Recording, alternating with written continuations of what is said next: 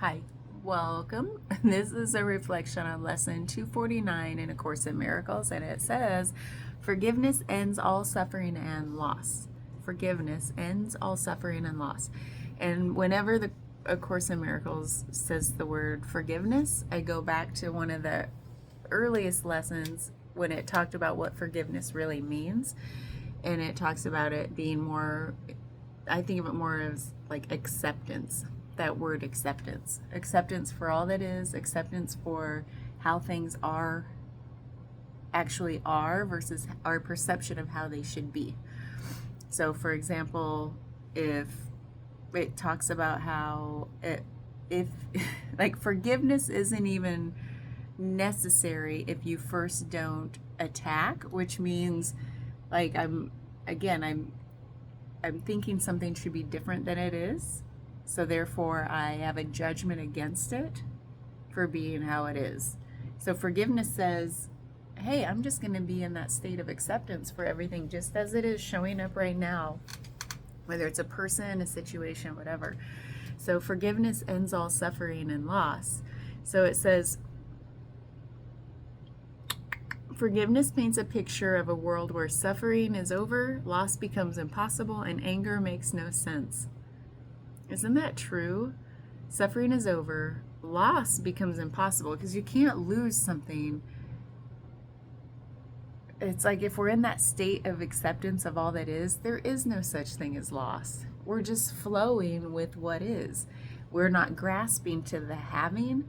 And when something changes from having to not having, then we experience that loss because we're not flowing with it. Like if we're always with something, we're never apart from it. So we can't even perceive that it's different than it is. So it gets very trippy to think of things like that in that way, but I love it because it's like if everything is fine just as it is because we are with it just as it is, we're not separate from it. We can't lose because we don't first grasp and attach to having it.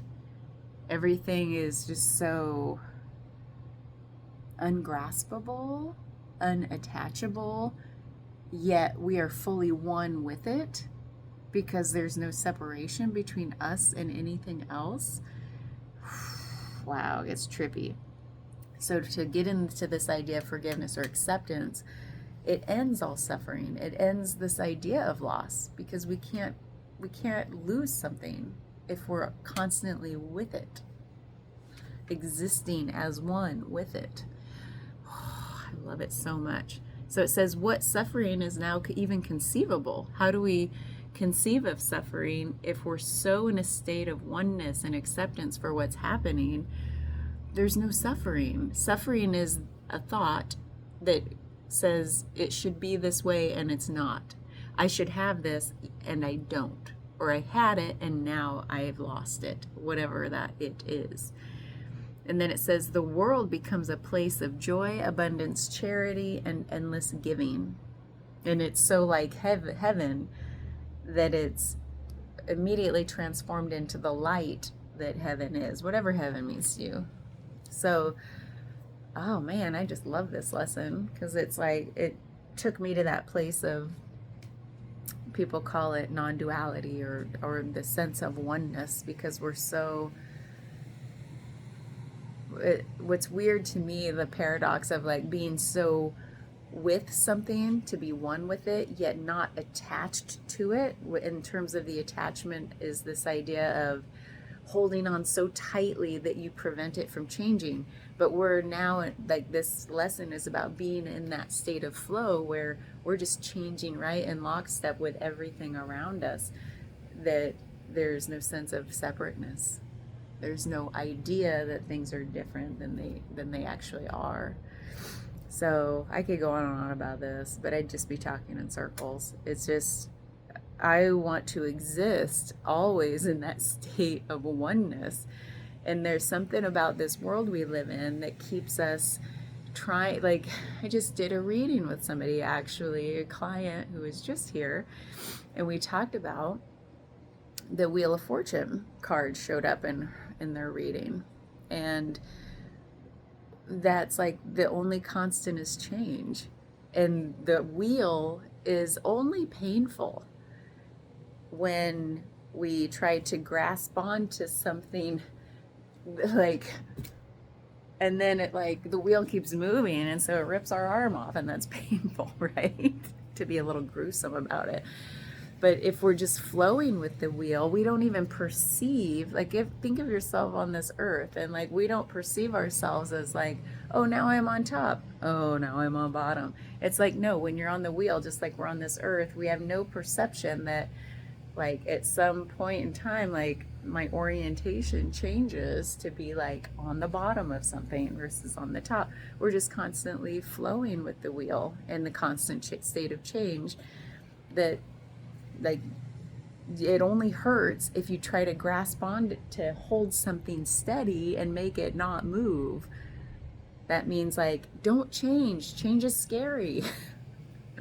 So that's what it made me think of, is that when you're constantly flowing at the same speed and in lockstep with everything around you, you don't, not, like, you don't even perceive speed, right? You don't perceive, oh, this is going fast. Things only look fast and look like they're changing if you try to have a focal point, like if you try to fix something in time and space. And then you're like, ah, and then you sense that, oh, man, this gets into the whole theory of relativity, which I know nothing about. I just love thinking about this stuff. So it's like, how do I keep in a state of flow where I'm not trying to fix something in a locked position? Because when I try to do that, it means, please don't change. Change is hard. Change is scary. Please slow down. I can't keep up. And so it's like we keep ourselves separate from the things around us when we try to lock something in place while we try to keep moving, or vice versa. Does that make sense? Man, I love it. I just always want to be on that wheel without trying to fix anything into a locked position. I don't want other people to be, because we try to do that with each other too, don't we? Where we're like, please don't change. I have this idea of who you are and how you act in situations and how you react and what you're gonna say next. And like, we do that with our closest loved ones, don't we? And when they fall outside of the way we expect them to be, because they're their own flowy human individual, they're unique. Why, like, but we try to lock people into this idea that we have of them versus letting them flow with life too. And then that creates ripples and friction in our relationships because, oh my God, they're different than I had this idea of them to be. And one of my favorite things is when my partner does something completely unexpected and random to the point where I just like I just bust out laughing in such a surprised state. And I'm like, yes, after all this time, we still have the ability to surprise each other and be joyful that we're able to be surprised by that person. Like, yes. So I love tapping into that. Now, those are the happy moments. Sometimes there's points in a relationship where, like, they do something, like, it's never me, like, do something or say something different than what you want them and how you want them to respond. And then it's like, oh, that's not the good kind all of a sudden. Like, why can't it always be the kind that surprises and, like, maybe cracks my mind open to thinking a little bit differently and, like, challenges me? Like, I want to be challenged, really. It's just sometimes it doesn't feel so good, right? And then we're like, oh, they did something that rubbed me the wrong way, you know? So there's, like, both sides of that. I just want to get more into that space of, like, being surprised and, like, in relation with other people that says, like, you have this idea of somebody, you think you know them so well and how they would respond. And doesn't that get boring if we just try to lock people into a position and, like, lose that ability to let them surprise us? It doesn't feel good from the other side. It's like, oh, they think they know me, but they don't know the weirdness that can come out and surprise them at any moment. Like, and then we can allow ourselves to be like, to surprise people instead of like, well, they know me as this person and this is how I always act with them. It's like, no, we should just be our authentic, our authentic selves at all times. So it gets me into that thought space too, of like, wow, if we can just feel unjudged by each other, and then we can act from a place of authenticity and not worry about the repercussions, because when we're acting in authenticity, we're not aiming to hurt people, we're not aiming to cause harm or make people feel bad or judge them. When we come into our place of authenticity, it's usually from a place of love, right? Love and joy and humor, and yeah, sometimes there are missteps, but it's underlying, it's the intention of what we intend. And hopefully, if some feelings get hurt, we can have a conversation, an authentic conversation about the intention behind why I said what I said or did what I did, and then come into that place of ta-da, forgiveness, full circle moment, which is really accepting for all the good, all the not so good that comes with being humans that want to connect with each other in our most authentic way.